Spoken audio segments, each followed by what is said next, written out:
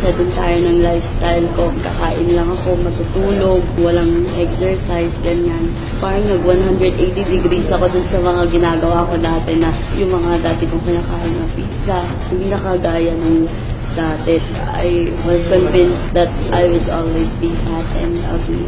Pero ngayon, hindi na, lalo na pag sinasabi ng mga tao sa akin, ang bait mo na.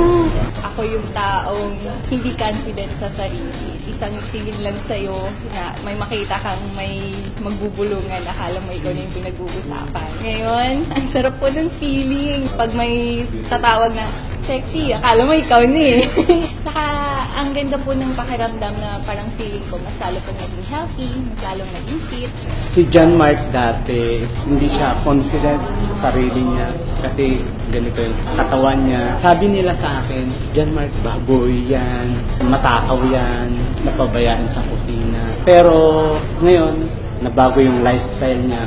Dating John Mark na malaki, Big Mac ang sabi nila sa akin. Ngayon, ito na siya. Confident na siya. Lagi na lang sinasabi ng mama ko, ng ate ko na pag magsama daw kaming tatlo, ako daw yung nanay. Pag mataba ka, lagi na lang hinihinga, yung parang hindi ka makasabay sa iba. Talagang aminado natin sa sarili natin ako, tawagin tayo baboy. Huwag po tayo mawala ng pag-asa kasi every person po, mayroon pong chance na maging physically fit, maging sexy. Kasi dito po, hindi lang naman po yung pagpayat yung tinulo sa amin. Kumbaga yun po talaga yung pinaka number 1 po, yung disiplina sa sarili.